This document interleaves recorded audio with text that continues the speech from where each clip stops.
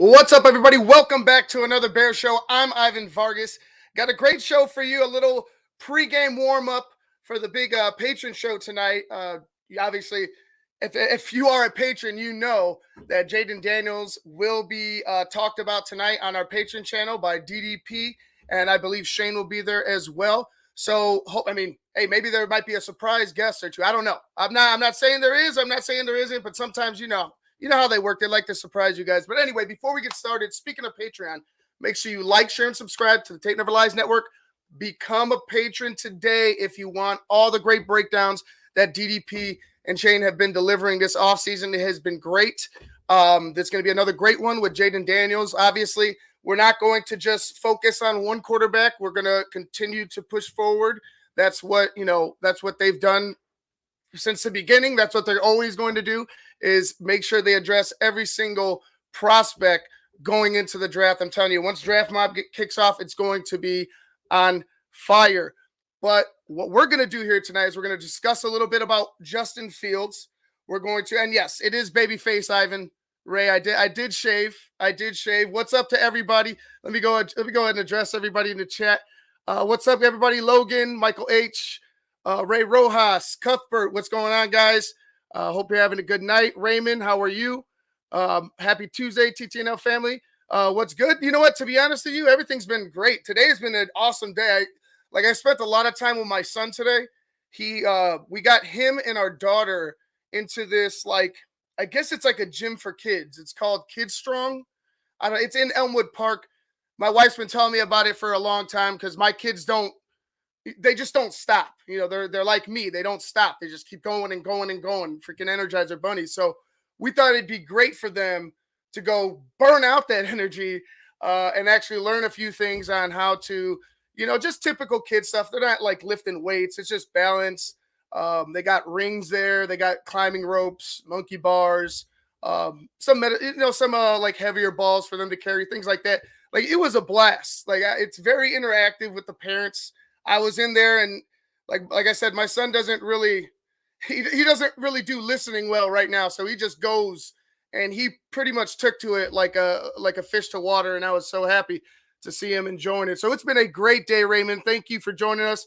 Lawrence, how are you? Hope you're having a great day. Sean, you're nuts. Logan, how's this? Oh, yeah. I'll address that, Sean, in 1 second. I will address. And Logan, Logan, I love you, but I'm going to have to say what I got to say up in here, because that is crazy talk, in my opinion. Yes, clean face. Michael, what's up? How are you guys doing? Where is Ivan? Who is this? Logan, I'm here. This is me. This is who I am. But let's go ahead and jump right into it, because Logan was dropping, before everything started, Logan and Michael H. are getting in, back and forth with the comments on what they're scared about. Do you realize a 6'1" quarterback has been kicking our fucking ass for like his entire career? And I'm talking about Aaron Rodgers. They're like the similar height, right? 6'1" quarterbacks win Super Bowls. They've done it before. I'm not worried about 6'1". If he was 5'10", then I'm going to start to panic. But 6'1", no, Logan. I'm not worried. I'm not worried about that one bit. Obviously, like, you want to go with the Drake May or whoever else, that's fine. That's your opinion. But I will say this.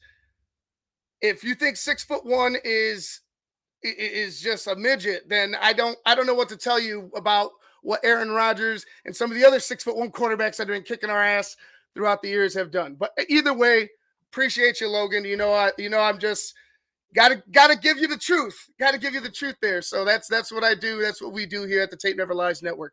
But let's go ahead and jump into this interview that I've just popped up on my timeline there. It's between Albert Breer and Colin Cowherd. I know we're going to get into the Justin Fields talk in just 1 second, but I wanted to, speaking of Caleb Williams, since everybody's brought him to the forefront right away, I'm going to jump into this interview with Albert Breer, where he mentions just some of like the mentalities of what these young guys in the draft have. Like, where have they been? What is their mental going into this NFL draft, and why the NIL has been so, transcendent in what these young guys are going to be doing and how they're acting and what they're what they are and what they aren't doing this offseason and as far as the draft process is concerned. So let's go ahead and jump into that, and then we'll get into the Justin talk. And of course, we will be mock drafting tonight. A few mock drafts. That's why I started a little bit early today so we could get a bunch of those in. But without further ado, here's Albert Breer with Colin Cowherd on the herd. Whether Caleb Williams goes to the Bears or another team, he is largely viewed as the number one pick. Drake May's been inconsistent. Jaden Daniels, he can be a little small. McCarthy probably doesn't feel like a one, nor does Bo Nix or Penix. So a lot of people, J-Mac won between his parents' thing in small ball basketball and his Caleb Williams take is he thinks it's punitive if Marvin Harrison doesn't talk here or Caleb doesn't talk there. And my takeaway is, if you're a number one prospect, not much to gain, more to lose. I get it. You remember when Christian McCaffrey said, I'm not playing at a bowl? People freaked out. Yeah, he's great. Why play the Liberty Bowl? So your takeaway on what you're hearing, because J-Mac said a lot of this Caleb Williams stuff, it's been negative for 6 months. Do you feel that way? And there's been so many other people that have sat out the draft and have been fine and have gone on to have, blessed careers. And like I mentioned in the last show, I love the combine. I appreciate the combine, right? You got that nostalgia about it. Everybody's waiting to see the new crop of guys coming in. But in shorts and t-shirts, running drills isn't football, right? It's not football. So you only get a little bit. You get the idea of the athleticism, the flexibility. You get all the little intangibles, but you don't get the full product of who this guy is as a football player, right? Practice this type of exercise. It's really exercising it to an extent, some of it, but it's not something that you should take as 100% gold. And I do want to congratulate the guy from Texas, Worthy, for running the fastest 40 time. I'm not going to diminish what he did, but I'm also not going to be like, oh, he's the number one receiver on my draft board now. I'm going to go ahead and forget what I've seen about everybody else because this guy has world-class speed, which it's yes, that is awesome. But there goes so much more into being a wide receiver than just speed. So maybe Worthy becomes amazing. That's kudos to him. But what I'm getting at is you can't go ahead and just buy into practice like this. If it's a game, if it's a inter squad practice, even maybe I would say, okay, we could see, we could kind of see where guys are working hard, right? You could kind of see where guys are actually, performing to their abilities. But in shirts and t-shirts, you can't see that. Sorry, you can't see that. You know what? You know what's interesting, Colin? That high school class, the Caleb Williams, Marvin Harrison high school class of 2021, is the first one to go through college completely in the NIL era, right? Right. So if you really think about it, these guys have been making business decisions since they were freshmen. And that's the lens through which they view the world, right? So is it any surprise the first class that went through college this way is the one that's pushing back hardest against some of the norms in the NFL? And oh, by the way, the NFL is making business decisions with the combine. They're moving workouts tonight so they can put them on TV. They're considering moving the combine around. This has become a business enterprise for them. Exactly. So why can't it be a business enterprise for the players? Now, will this destroy the combine? No, because there are very few players that have the leverage to do this sort of thing. But if you're Caleb Williams, doesn't it make sense to say, you know what, like, I don't want the other 31 teams to have all of my new medical information. They'll get the stuff on where I was hurt or banged up in college, but I don't want them to have anything new that comes up because that could hurt me over the next few years if they have that medical information. Yeah. And if you're Marvin Harrison and you're looking at it and you're saying, I've been the number one receiver in the country for 2 years now. Everybody's known I'm going to be the number one receiver taken for 2 years now. So what makes more sense for me? Hire an agent, have him take a cut, and then have that agent spend 6 figures on getting me to a training facility to train for the combine? Or do I not hire an agent? Do I work with my dad on it? And then do I spend more time getting ready for my rookie year so when I show up to OTAs in May, I'm hitting the ground running and not retraining? How would it hurt his draft stock, Anthony? I don't understand how it hurts them when they've already decided they've shown enough.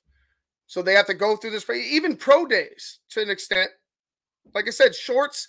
That one throw that Zach Wilson had that had the fucking internet going wild in shorts and a t-shirt during his pro day. That it's the same thing. It's just a practice.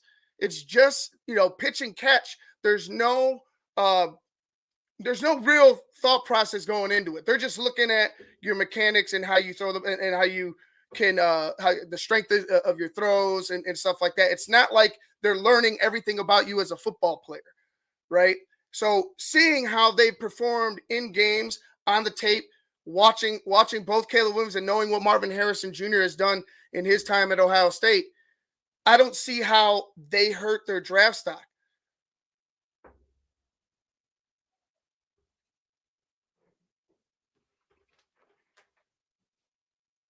Oh, going to the combine hurt? Okay, I see. Either way, I made a point, but I guess it was the wrong point. Let's go back to Albert. Training myself to play football.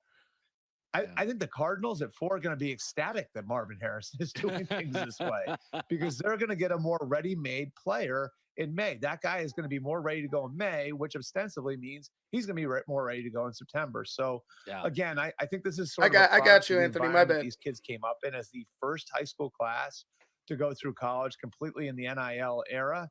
And I think it's only going to affect the top end guys because the top end guys are the only ones that have the leverage to do things like this. Yeah. But I might be mistaken. I mean, J-Mac, you probably know this.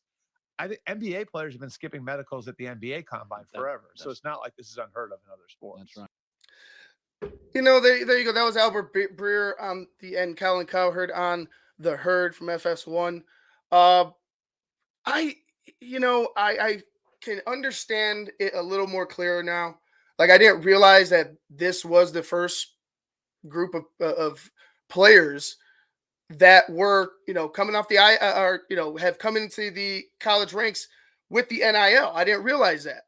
So now you've looked, and Albert said these guys have been making business decisions since freshman year. These guys have been eyeing the NFL, and it's been on their mind because they love it. That's why they're in the position that they're in, right? They've been deciding, hey man, I already know I love football. I already know I want to play football, but I'm going to make sure I have all my business side of it straight. And as far as what you're going to do at the combine to, how you're going to run practice, I guess. And I hope it doesn't go that far, but I would say for me, knowing that these guys have experienced having money, you could see more of who they are as a person, right? Are they, loose with their money? Are they, conservative with their money? Do they not flaunt? Are they, do they stand out? Do they want to go ahead and flash? Things like that. Not that flash hurts, but like you can read a person more and more when they have a lot of money. And for me, I don't see Caleb being a guy who is going to stick his nose up at anything moving forward because he's made a little money on the side doing commercials and stuff, while he was in college. I don't see it. I really don't see it. Now let's go over to Justin Fields. We're talking about Caleb a little bit too much. Let's shift a little bit to Justin Fields. I think it's over. I think it's just a matter of time and a matter of who wants to make the move, right? I'm sure there's offers out there. I'm sure there are. I just don't think that there are any type of offers that we are going to want to take a crack at this moment. Whether we, down the line do that, fine, perfect. Like I want to make sure Justin is sent off right. You know what I mean? Like I said, I don't hate the guy, but if you have a deal and it's with somebody that, he's going to have to fight for a job for, like, so be it, man. So be it. You can't, you can only take your emotions so far into this, right? So eventually you're going to have to make the decision on Justin whether it be, we want to do right by him, but we can't seem to get the right deal with the team we want to do right by him. And you end up sending him somewhere where it's, not the ideal situation, but you have an opportunity. You're going to have to do what you have to do as a franchise. You can't let your emotions, completely take over the decision making when it comes to Justin Fields. I don't know if Shane's going to pop in. Shane, like I said, Shane and Phil will probably be getting ready for this breakdown of Jaden Daniels coming up at 7:00. So, and obviously they're probably coming home from work, dealing with the kids. I just had an opportunity to do it because today is my off day, and my wife took over took over parenting duties. So we're just gonna say that I'm free and I'm doing this because I love it. But Shane, if Shane pops on, that'd be awesome. I don't think he will. Like I said, they're probably eating, preparing for their show tonight. But yeah, so Justin, go back to Justin. The Falcons obviously have been on the table, that have been mentioned by a lot of teams. Whether they have interest in Justin is yet to be seen. I know the Steelers are mentioned as well. I don't know how the situation with Kenny Pickett is going to play out. But whether it's the NFC or the AFC, I don't think the Bears really have that much of a I wouldn't say they don't have a choice, but they don't have wiggle room at a certain point, right? They have a lot of time now, but if you're just not getting the right deal done with a guy and you're going to be drafting another guy, you want to make sure that the franchise, the fan base, the locker room all realize that and all have time to understand that there's going to be change. And this is a big change, right? You're changing your quarterback, a guy that we all thought, obviously he is talented. He has, he still has an opportunity in this league. It's just not working out here. So, we're going to have to understand that, or they would have to understand that our guy is gone. We're going to be bringing in somebody else. Let's cope and move forward. I'd rather it be sooner than later, even though the feeling is that it will be later. And obviously everybody just wants it to be over, and they want to know where the direction of the Chicago Bears will be headed coming in 2024. I wish I knew, man. Like I said, I wish I knew. I know you guys do as well. Hopefully the decision will be swift. All parties will be happy. But again, like I'd mentioned before, this is a business. We cannot sit on our hands or stick our nose up to a deal if it's because you're just trying to get, like, you're trying to force the hand of the other team. You could play that out to an extent. You could push to an extent, but at a certain point, you're going to have to make the decision. So whether it be the Falcons, the Raiders, Luke Getsy, they keep asking him about Justin Fields because of the potential trade. I don't see that happening. I don't see. I got the different color. I got the different team jerseys with Justin on the promo pick, but I could, if it's Minnesota, right? And this is just craziness. If it's a team like Minnesota, I think Justin would have a difficult time because I think Minnesota is in a transition phase, right? I think Minnesota is going to be making some decisions on some of their players moving forward. They're obviously Kirk Cousins, who is not going to be here. I think Minnesota would prefer to try to take one of these younger quarterbacks in this draft. I could see that, that being their thought process.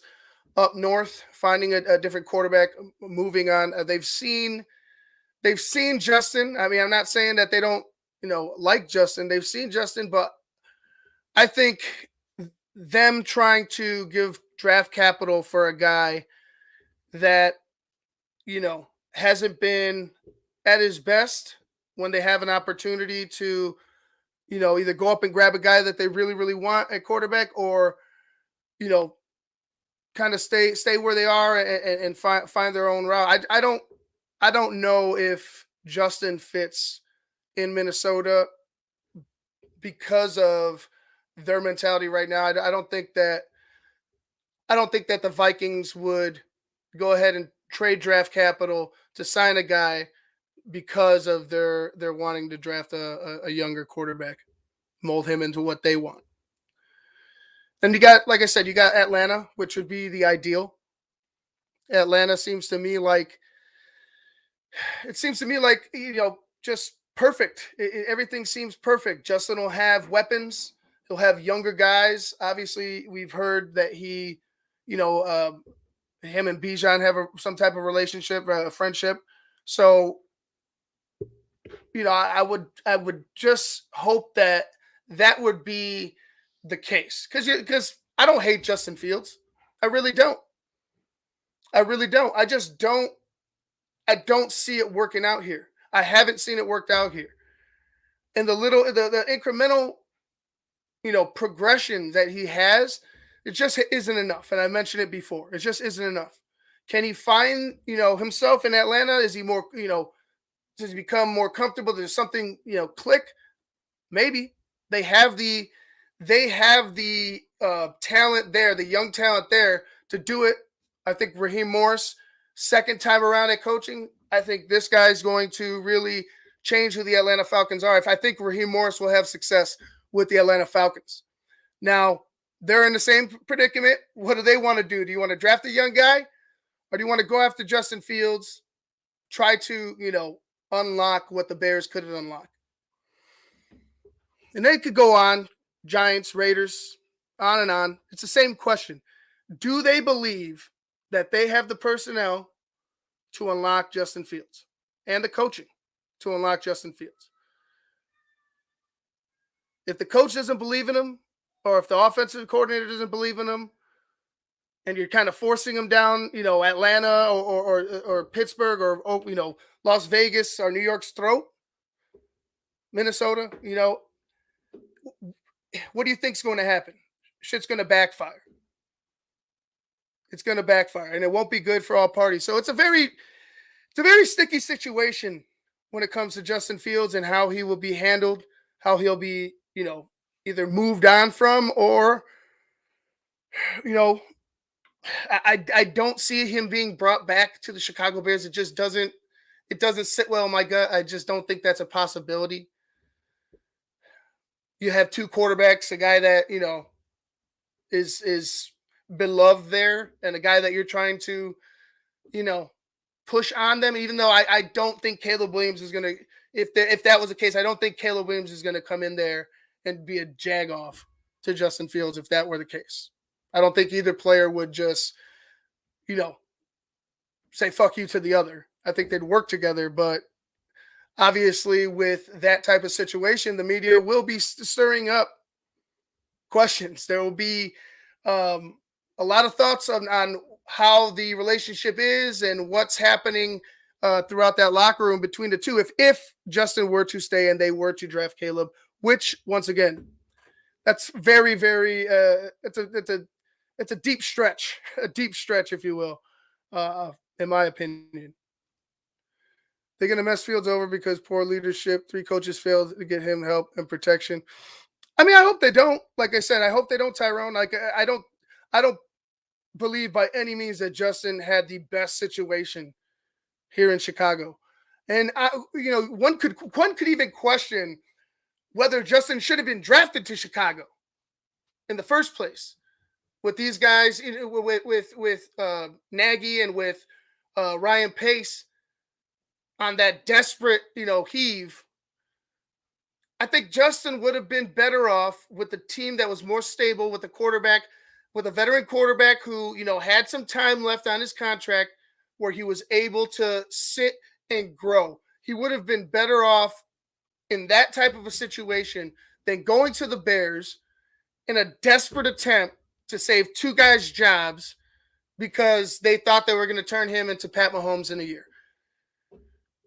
just it's part of the truth. That's part of it. Justin did not have a good opportunity here, but it also goes hand in hand with it goes. There's two sides to the street. It's a two-way street here. You can't make claims that you want to be the first 4,000-yard passer and this and this and that. You're going to do it this year, and then you do that. You have the year that you have. You have to go ahead and show us at a certain point, Justin. And 3 years in the NFL, regardless of what happened that first year, they gave him 2 years. The team gave him 2 years. They're going to use that as leverage. It's the nature of the business.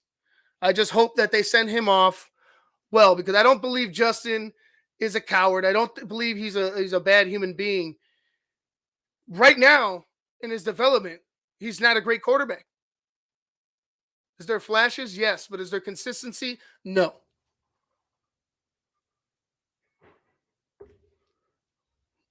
Is my audio in and out? Anybody else hear the audio in and out? If you do, let me know.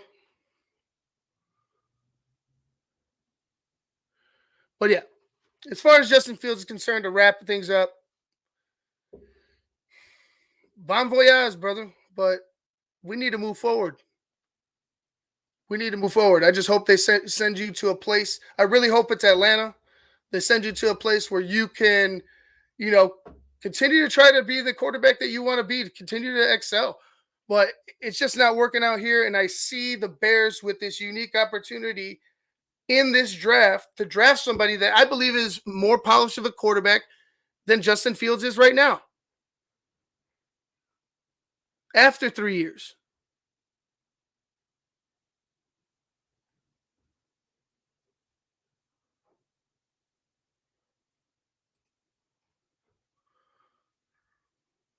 Let's see. Blame George. Everyone knew Pace and Nagy, whatever. Yeah. Yeah, I do blame George in that as well. You're right, George and Ted, for making that decision to keep them. And like I said, you had a lame duck coach. You had a lame duck coach who, for some reason, I think that they thought they were going to strike, lightning in a bottle with Justin and, be able to turn him into Pat Mahomes. I truly believe that's what their mentality was going into that draft. It was desperate. We all loved it because we're desperate for a winner.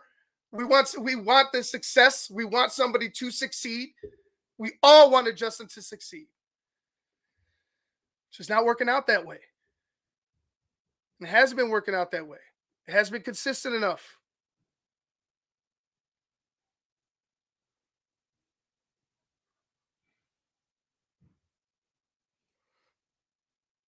You're talking about Caleb? Call sign? What does the combine do for Caleb Williams? I mean, for guys that are at the top end of the draft, what would the combine really do?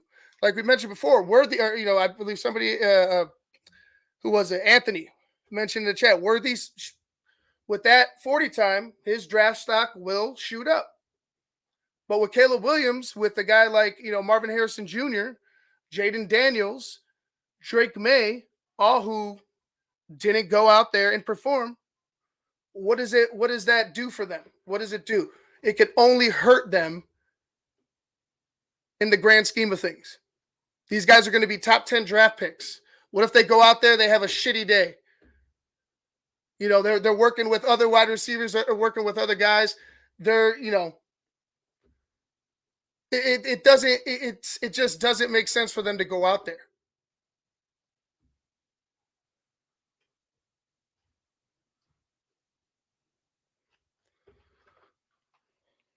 Let's see. Funkster, what's up, bro? Great show, Ivan, my bear mate brother. Bear down, Caleb is gonna make us a winner. I believe this. I believe it too. Now, whether my belief is the truth, that's going to be up to Caleb Williams. But I truly believe that this kid has something special and can be the guy that lead us to the promised land. He just his makeup, the way he carries himself. You've heard him speak. Some people take it as arrogance. I don't take it as arrogance. I just take it as a guy who's confident in what he could do. A guy who, and he's mentioned before, I mean, he's not motivated by money. He's not motivated by things. He wants to be a winner. He's made his money. He's made money. Now, people are going to say, hey, he's going to be make in the second contract or even in this contract, he's going to make more money, than he's ever going to, no. But I don't think I don't think the NIL didn't prepare him for that. I think him knowing that he has money and he had, millions of dollars in his bank account in college, maybe open his mind to be like, hey, this is like, I have these things. I'm comfortable here. My career has not even started. So there's a worry that is gone off of him, right? There's a worry that's taken care of. He has, with his ability so far, has been able to take care of things. I'm sure he's taking care of his family. I'm sure, they've mentioned him taking care of his teammates, buying his teammates things. All the guys from the best down to the least of them in talent as far as concerned. But I don't think that that Caleb Williams is going to be some type of or he is some type of arrogant, person. I think he just speaks from confidence. He has, right now, if you're telling me I made $1 million, $2 million, and not in football, but just like in anything, would you be really worried right now? Like, would you be panicked, or would you have some type of confidence about you when you could take care of other worries that that don't affect you? I think you could feel, you could talk, and you could live with a certain comfort. You could live with a certain relaxation about your character, about who you are, and what you do, and how you act, and how you walk, how you talk, how you carry yourself. Just me.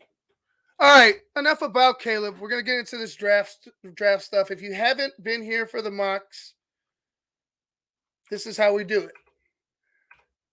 And we will do it a little bit different today because I want to give you guys some buffer time to either go over, transfer over to our Patreon channel, or become a patron today if you haven't become a patron at www.thetapeneverlies.com. Let me find, where is this? Here we are. Mock draft simulator.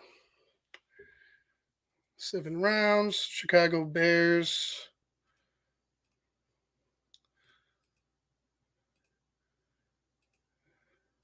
And here we go. All right. So what we're going to do is about 4 rounds. 4 rounds. I'll trade Fields in these. 2A all day. Thank you for reminding me. I will trade Fields in these. Then I'll have, all right, we'll do it like this. I'll have two drafts where we trade Fields, 2 drafts where we trade the pick. And then we'll wrap things up and prepare for the Jaden Daniels tape breakdown on the Patreon channel. So that's how we're going to run it. 4 mocks. 2, we trade Justin to whatever team you guys decide. And then 2, we trade the pick and go that route. So let's enter the draft. Oh, we're going to just start the draft. All right. Let's trade. We'll select Justin Fields. Who do you guys think we should be trading Justin to? I would say Atlanta. Like I'd mentioned before, I would want Atlanta. Let's check out what Atlanta has to offer. 43. And they got the Jacks 79. I think that's what you would be looking at. I don't think you're getting that number 8 from Atlanta. I don't think you're going to get the 8 from Atlanta. 43 and 79 seem like something I would want the Bears to pull off. About a 41% chance to being accepted. Let's see if it gets accepted. Nope. So they didn't accept that, right?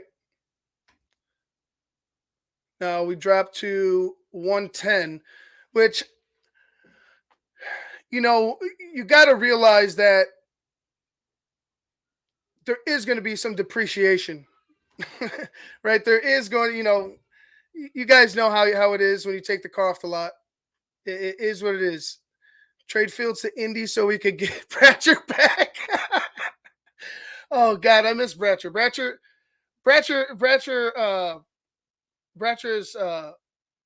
started to ignore some of my messages because I bother him so much about coming on the show. That's why I told you guys got to help me out. Have him block you too. Just tell him, jump on the show. Come back to us, Alan. So, like I mentioned before, I think this is kind of where the range is for me. Like I would want 79, right? Let's see this. What if we send Justin and 123? How's that? We get 43, 79, and we send Jacksonville's 123 over to Atlanta.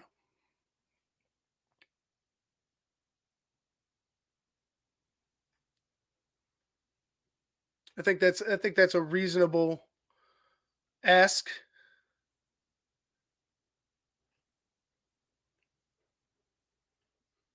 So let's pull that off. Let's go ahead and say we're going to make this trade offer. Justin Fields to Atlanta, along with the 123rd pick for the 43rd pick and the 79th pick from Jacksonville.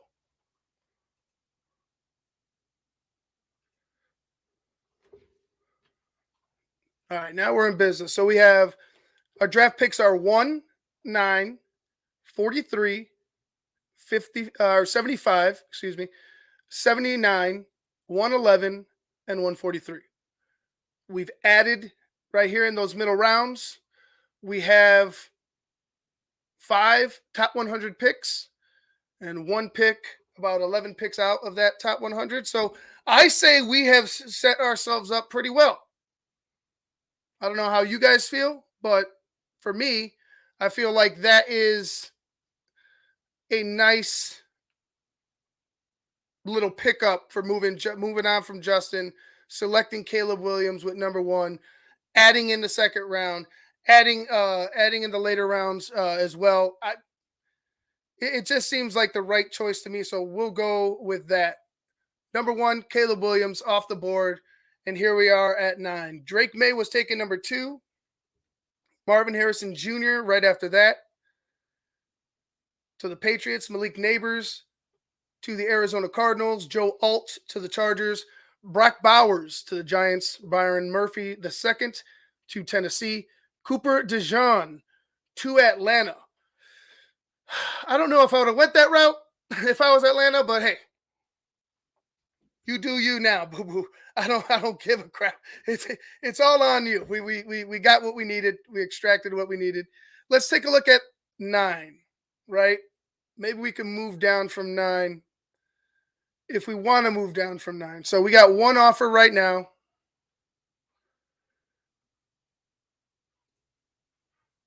From Arizona. Next pick will be 27. If they're jumping back up in the top 10, I'm going to ask for 35. So 27, 35, and number 9, they'd make that trade. Does anybody think that we deserve 3 picks for that, because I kind of feel like we can 68%.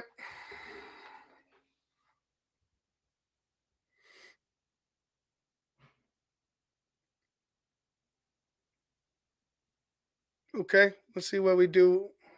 Roma Dunze, Nate Wiggins, Talise Fuaga, Quinyon Mitchell, Olu Fasanu, Taryn Arnold, Dallas Turner, Jared Verse, Jackson Powers Johnson. So we still have talent. Jazon Newton. Still have talent, that we can take right now that would help. Roma Dunze would be badass in my opinion. Get it started right. You get 2 weapons for Caleb.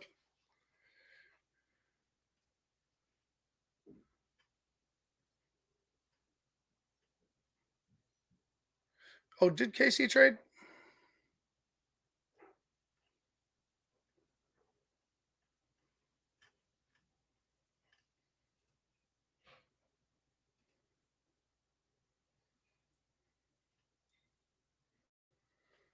Oh, with the amount of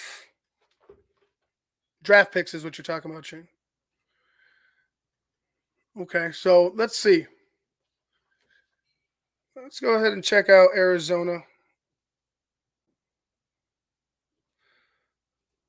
Say 35 and give me next year's. They'll take the 1-1 next season if you guys don't feel like we could find somebody that can help out right away in the second round. It'll be second, third rounds, or second, third rounds.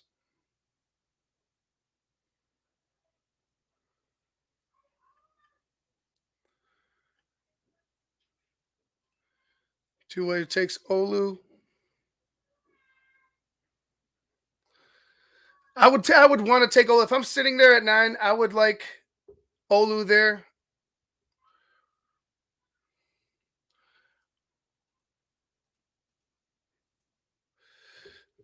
Now we could get picks. It just won't be right here, right now.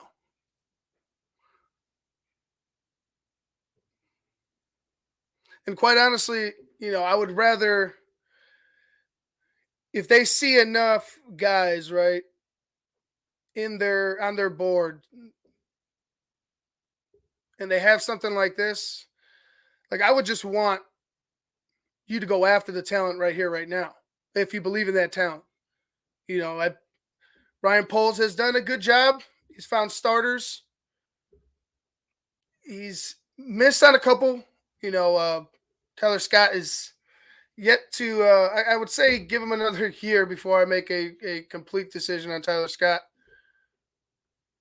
Even then, never know with a young guy. But I think Velus Jones obviously is a glaring one. People point to Larry Ogunjobi as well, missing on that. But I think overall, recognizing talent, Ryan Poles has done a really good job. So 1 for 3. I'm going to try to pull it off here. We'll trade 9. Trade accepted. Atlanta jumps up. They draft Roma Dunze. Talise Fuaga went after that at 10. Quinyon Mitchell at 11. Nate Wiggins, 12 to the Broncos. Olu goes 13 to the Raiders. Jared Verse to the Saints at 14. Jackson Powers Johnson, 15 to the Colts, which kills me because I want that motherfucker on my team. J.C. Latham, 16 to the Seahawks. Taryn Arnold, 17 to the Jaguars. Kool-Aid McKinstry, 18 to the Bengals. Then Dallas Turner, 19 to the Rams. Jazon Newton to the Steelers at 20. Liatu Latu, 21 to Miami. Armoris Mims, tackle out of Georgia, goes to Philadelphia at 22. Troy Fatanu There you go. Fautanu. Troy Fautanu, tackle from Washington at 23. Troy Franklin, 24 to the Cowboys. Graham Barton, 25 to the Green Bay Packers. Ennis Rackenshaw Jr., 26 to the Bucks. And here we sit at 27. Got safety Tyler Nubin up here. We do need a safety. Brian Thomas Jr., Lad McKinstry. Got Zach Frazier, Bo Nix, Adonai Mitchell, Keon Coleman. You got Adisa Isaac, Chop Robinson, Darius Robinson. So we have some guys we could take.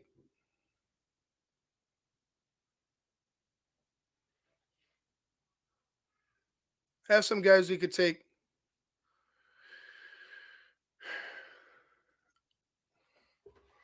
want to take the safety, but I also want to show that I'm committed to adding playmakers to this team, right?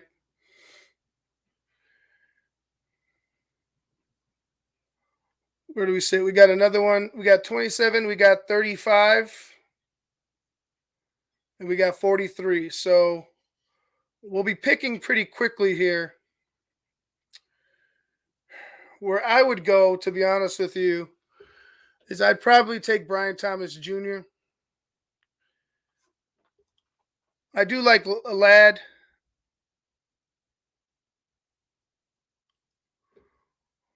But I feel like Brian Thomas Jr.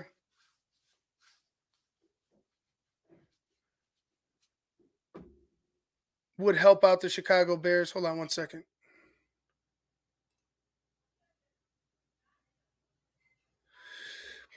Would help the Chicago Bears tremendously, especially because they've been lacking that number 2 receiver. I think Brian Thomas Jr. can be of huge help. Obviously we went the route of adding more guys. So for me, I would say you could find a guy here at wide receiver, and potentially with the picks that we have, you could find another guy like a Ricky Pearsall a little later on if you really want to add. If you really want to add receivers.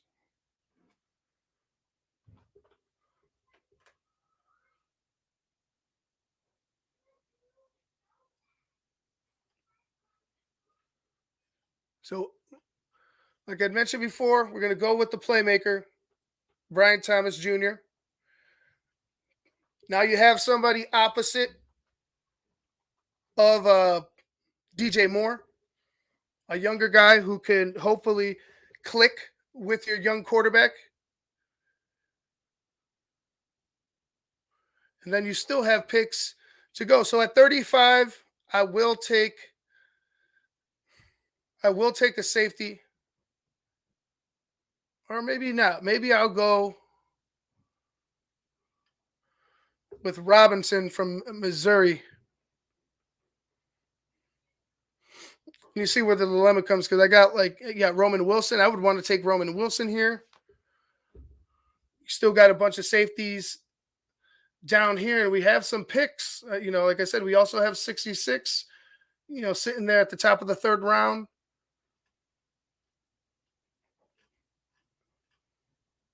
If you were to trade, and this is, like I said, this is for shits and giggles, guys, but, moving Justin around and then, potentially moving that 9 pick could do you just as much as trading that 1 overall, where you don't have to trade that 1 overall. You could recoup some draft picks for Justin.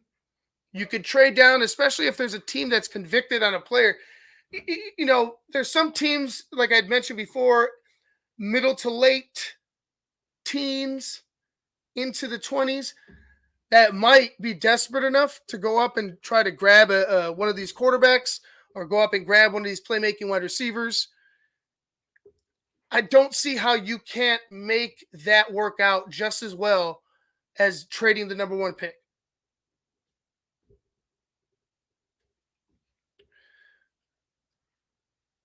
I digress. We'll get back to the draft. So, really looking at it at 35, let's go with Robinson, right? I'll draft Robinson because I want to have some type of balance. Just added a playmaking wide receiver. Let's go add to the defense, right? Let's go with Robinson. Now sitting at 43, got Roman Wilson, got Bullard, you got Jaden Hicks, Chris Jenkins. Chris Jenkins, well, watching him, I feel like he's right where he belongs as far as ranking right here. Big guy, moves well. Just need to see him on the field more from what I've seen on the tape. It's just my question is, why isn't he on the field more? He's got talent. He could move well. He does make some very athletic plays, but it's like, why isn't he on the field a lot more? Questions we should be asking, right? So I'll go ahead and spice things up. I'm going to go with Roman Wilson, 43. Add 2 playmaking wide receivers in this round.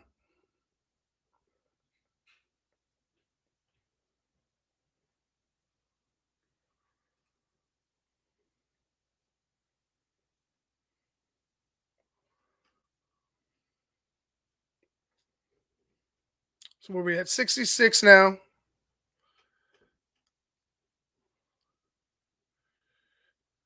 We got the quarterback. We got 2 receivers. Let's look at center.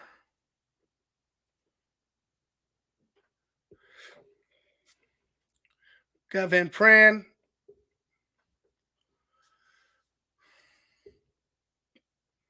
Cooper Beebe at guard. Mason McCormick, guard. I think we go ahead and draft. Oh, let me take out the interior line. I think we can wait on drafting the safeties, especially right here.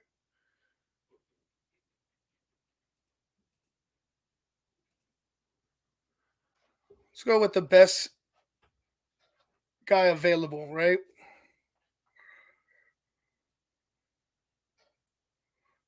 You got Dolores right here in the interior.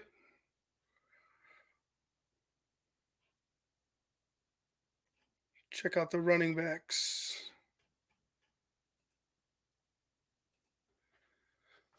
Jalen Wright, Blake Corum, Bucky Irving. So guys are available, but just feel like right now we're picking a little too high. Or they would be picked a little too high. Let's add another edge, huh? Let's really spice things up. So we really start. Or you know what? No, we'll go with a corner. Let's check out the corners.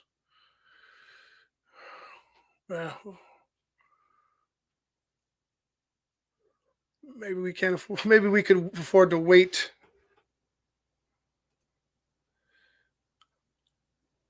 We'll go with Braylon Trice. Braylon Trice, a lot of speed, a lot of athleticism. He can get off of guys quickly. All right, 75. We'll take Kitchens at safety. 79, 3 picks left. We already gotten plenty of receivers.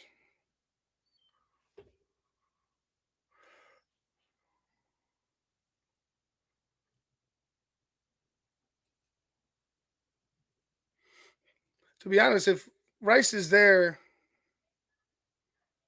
oh no way, no sir. Give me Tavondre Sweat. Give me Tavondre Sweat. When you see this guy on tape, you're going to be like, my God. My God, what a man.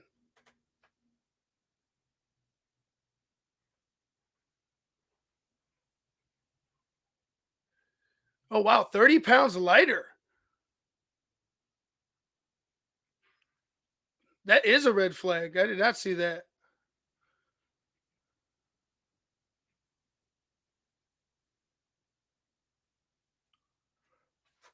I did not see that. But back to Tavondre Sweat. The guy is just a mammoth of a man.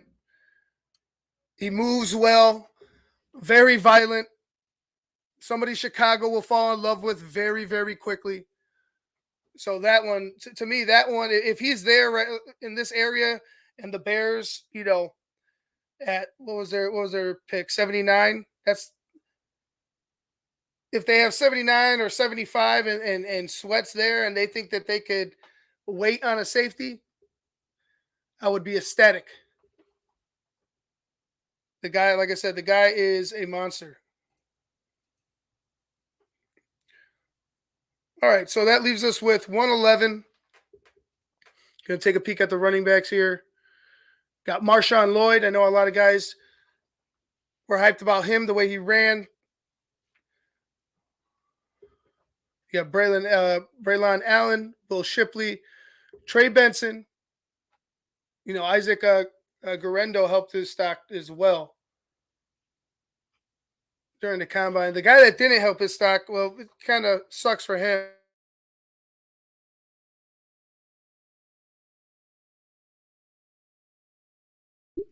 Excuse me, was Corey Schrader. I thought it was, he might be a college guy, but I feel like him not running that 40 out and having trouble with his legs. I think that it's really set him back. Wasn't able to perform in any of the other drills. Sucks for him, but for me, I like Lloyd. I like Benson.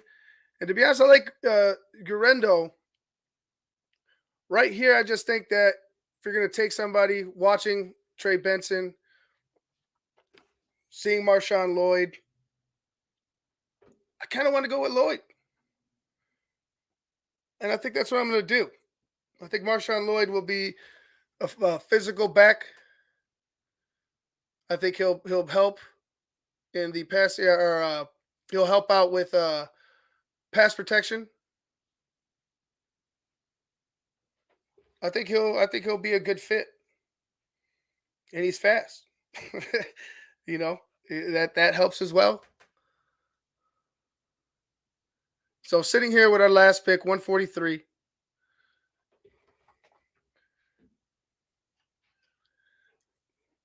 Looking at everybody that we've added.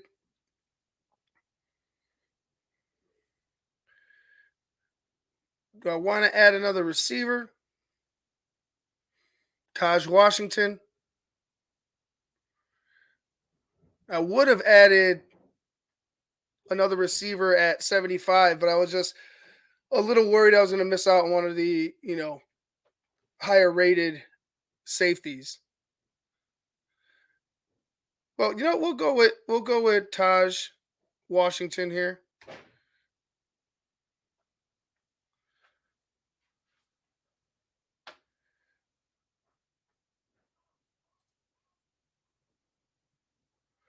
Center, I think they're going to go after a guy in the later rounds. Well, like I said, we'll have another one right here if they, if it happens to fall in our lap at a certain spot, when we trade down or whenever we trade back, I'll draft the center. It just didn't seem to fall that way in this draft.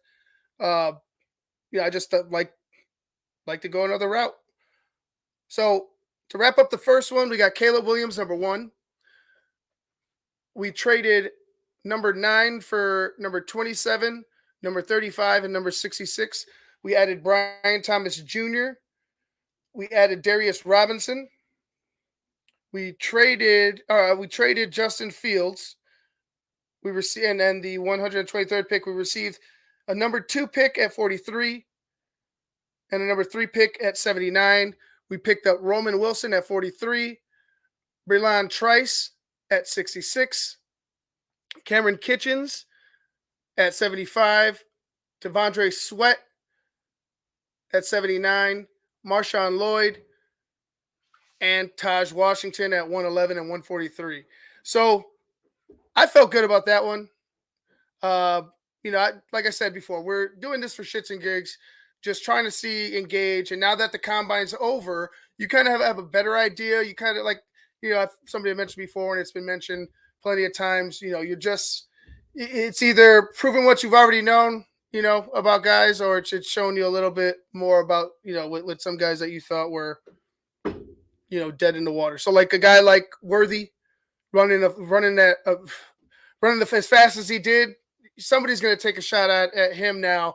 I guarantee you a little bit higher than he was before the combine. Bill, just logged on. What have they done with Ivan? Yeah. Who is this handsome devil they have doing this show in his place? Yeah, it's my twin. I'm his twin brother. I don't know. Twin brother Bob. We'll just call me brother Bob. No, but it'll be back. It'll be back in a couple days. Don't miss it too hard. It'll be back. It always comes back. But anyway, I think that look, if we're gonna go this route, I like it. You could keep the number 1 pick, trade Justin Fields, trade 9, and then you can really add to your football team, similar to the way that you would do it with number 1. People just think that, you're just going to get all these teams ready to throw their future at number 1. Other people have different evaluations. Running into a franchise that's willing to give up what I think is going to be an insane amount of draft picks is going to be hard. Even if it is, his hometown in Washington or, the New York Giants, like it's going to be very difficult for teams to, to come to an understanding of this is your rest of your future. This is the rest of the team that you're going to build. Is it worth this much? Is it worth it? The Bears just got completely freaking lucky, right? Completely freaking lucky. These other teams have to make it happen for themselves. They have to go ahead and sacrifice their futures in order to go after a guy like Caleb, in order to go after the number 1 pick. It's going to take everything, man. You're going to have to mortgage the farm, the sink, the everything. Everything must go. That's what kind of return I would expect for number 1, especially from Ryan Poles. So let's keep going. Let's get going because we got a half hour before Phil starts, and I want to leave you guys with enough time to get there. So let's start a new mock draft. Bears at 1. We'll go 7 rounds.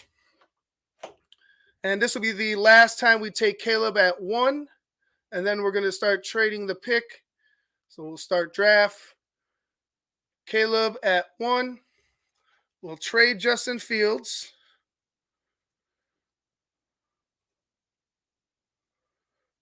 And this time we'll trade Justin.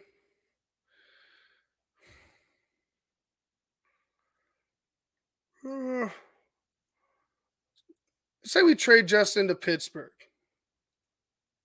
Right? All right. Now, Pittsburgh,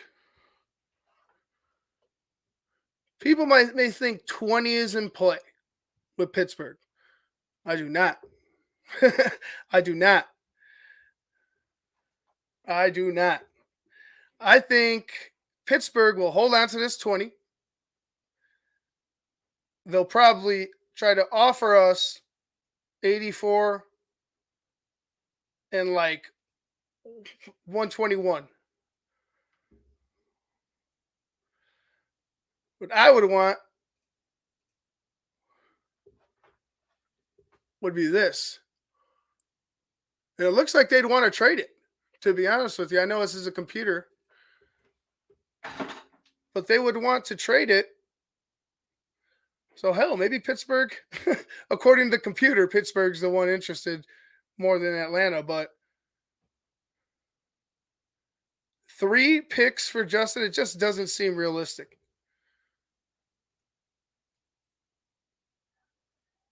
What do you guys think?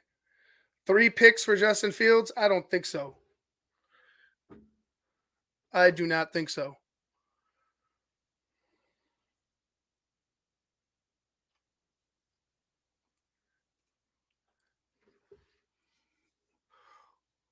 We'll keep it realistic enough. I think you're going to want 2 picks, and I'll go after 52 and 84. You stay in the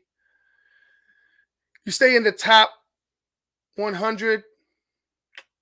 I'll kick in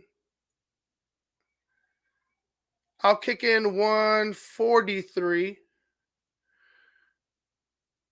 and we'll move like that.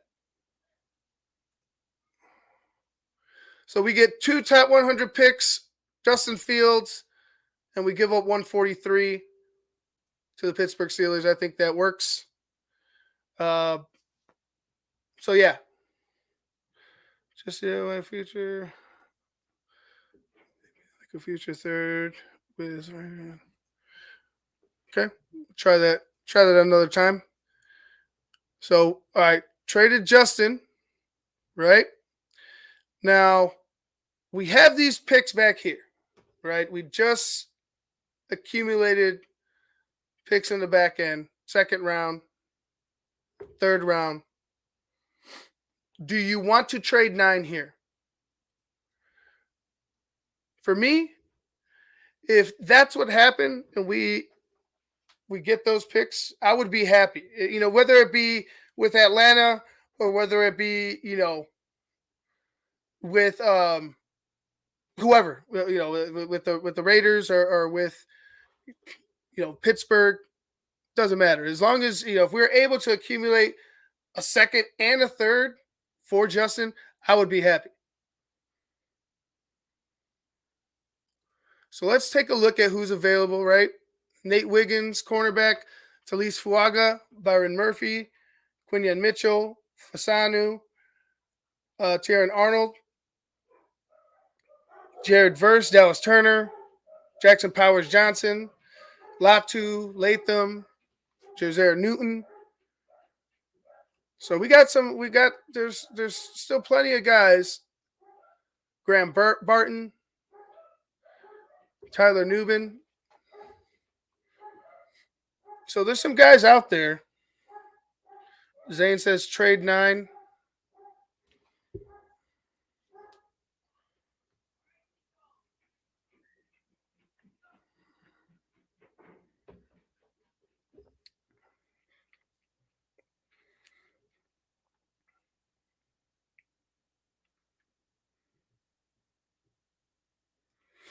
All right, well, let's see. We'll stay at 9 this time because we traded last time. We'll stay at 9 here. Now we got Nate Wiggins ranked 9th. Byron Murphy the 2nd. To be honest with you, if he's sitting here, we need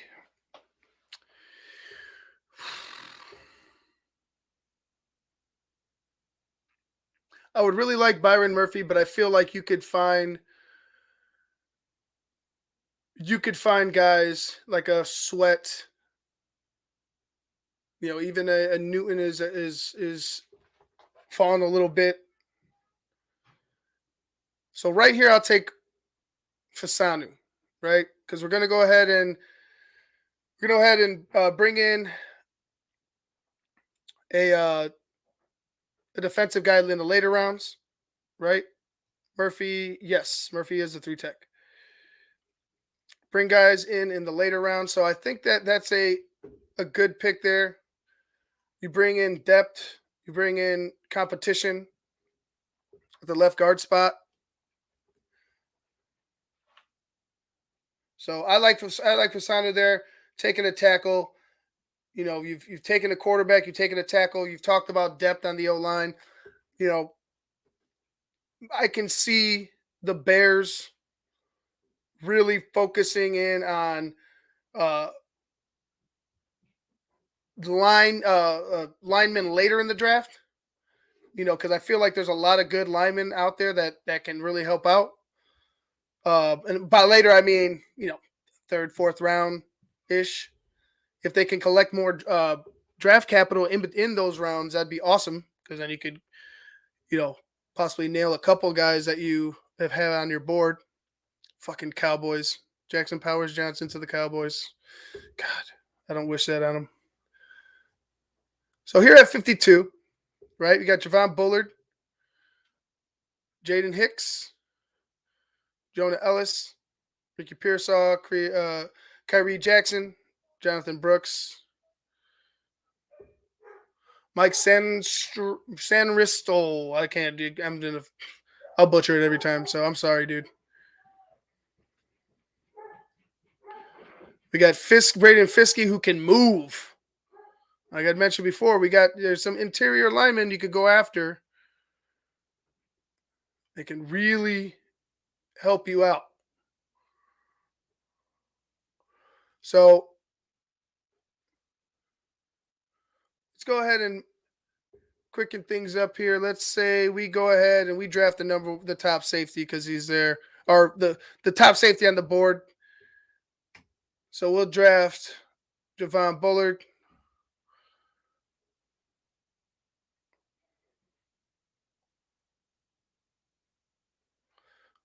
At 75. You got Braden Dolores.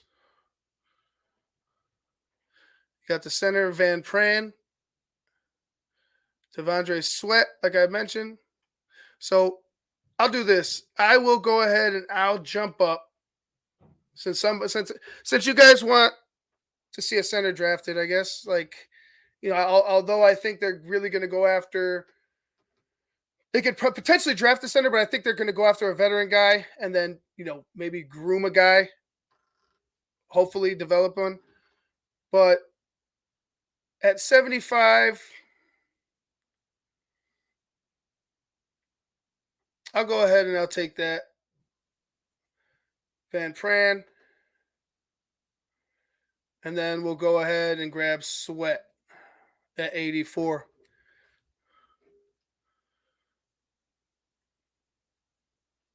$111.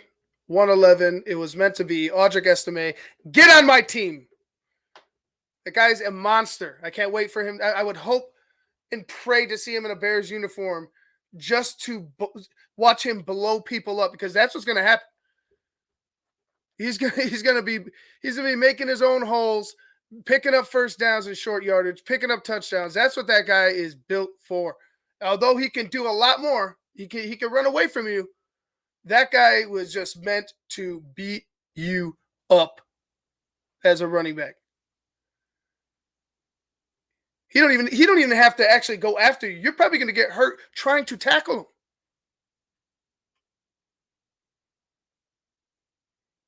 One large human being.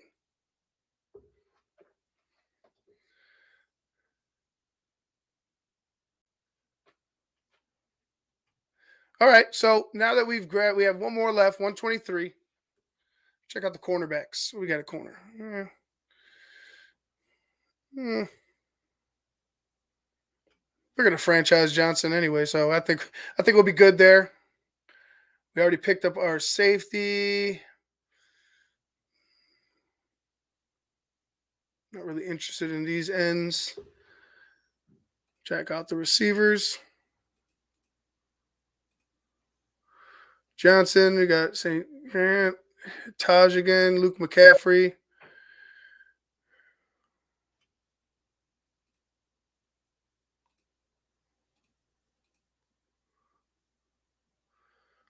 Hoker. All right, I'm trying to figure out who we want to take for this last guy. I don't think they'd double up on running backs. Because then I'd say Trey Benson. But you know what? Fuck it. Let's get wild. Trey Benson. You got to draft 2 running backs.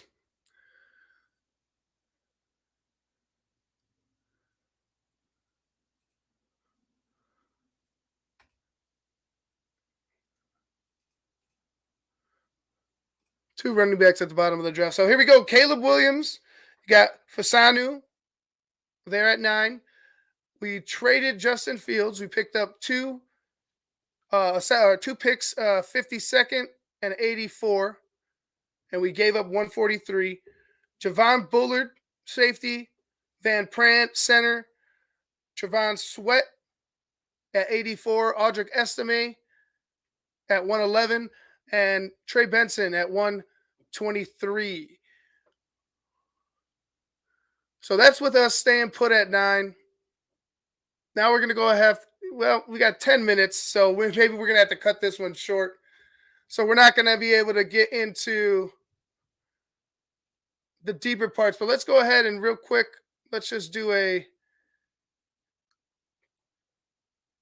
4-round draft. Shits and gigs before Patreon kicks in. And DDP and Shane are going to be breaking down Jaden Daniels' tape tonight. So make sure you become a patron if you haven't already. So here we go. 10 trades. I will go with the Raiders. Trade with the Raiders. I want 13, 44, 77, and 1. And your second.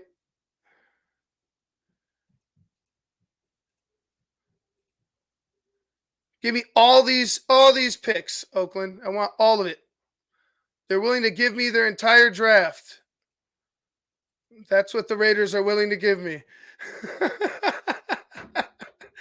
according to the simulator, the Raiders are willing to give me the entire draft. So here we go. I'll take 7. Oh no, I won't be that greedy. We'll say 6. I'll take your 3 first-round picks this year, and your 3 first-round pick, your 3, your first 3 picks this year, and your first 3 picks next year. We'll take that to put the Raiders on the clock. Let's resume draft. And those idiots take Drake May. No, I'm just, if it's Drake May, it's Drake May. If it's your conviction, Caleb Williams goes to Washington. Marvin Harrison Jr. To the Patriots, Malik Neighbors to the Cardinals, Cooper DeJean, Roma Dunze to the Giants, or DeJean to the Chargers, Roma Dunze to the Giants, Brock Bowers to the Titans, Fuaga to the Atlanta Falcons, and let's go ahead and take Joe Alt at number 9, sitting at 13. Let's see. I want Powers Johnson. I really do. I really do. Can I get a Kool-Aid McKinstry? Yes, I can. What I'm going to do, I'm going to take Powers Johnson. You could still sign a guy and fucking, let him sit in the wings and develop or what have you. But, yeah, Powers Johnson. 44. Sitting at 44. We'll go ahead and take Robinson. Robinson right there. Let's see. Sitting at 75. Give me Rice. Give me Brendan Rice. I don't think he's going to be quite his dad, but I think he'll be better than, I think he'll play better than what we kind of expect. I think he'll find his own niche in the NFL. 77. We'll take Kitchens. 2 more picks. Running back, we'll take Marshawn Lloyd.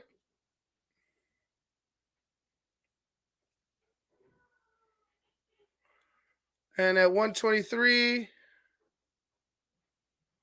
let's see, last pick of the draft, for us at least.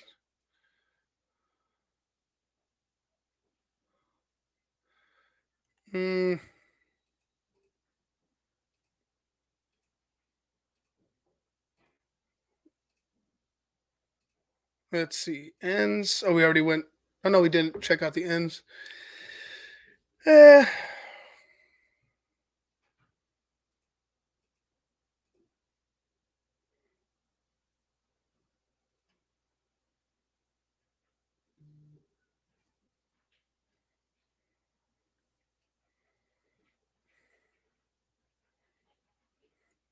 And to piss Shane off, we'll draft Sam Hartman. With this scenario, obviously they'll be going after somebody in free agency or somebody else.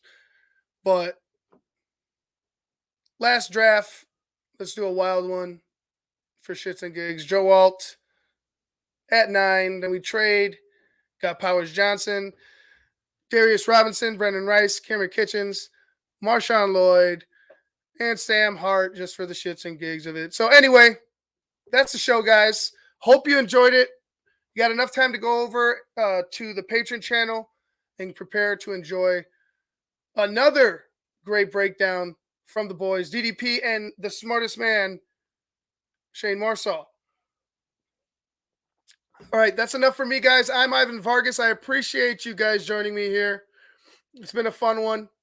Got to talk a little bit about Caleb, got to talk a little bit about Justin. Of course, we had fun doing these goofy ass mock drafts. So it's helpful, and then it really isn't, because you aren't Ryan Poles, you aren't a GM. It's just something to keep your mind going. With your ability, with you guys seeing these players for the first time, getting to know them a little bit more, watching your own tape, watching highlights, learning about them, combine and everything like that. It makes it fun. It makes it easier to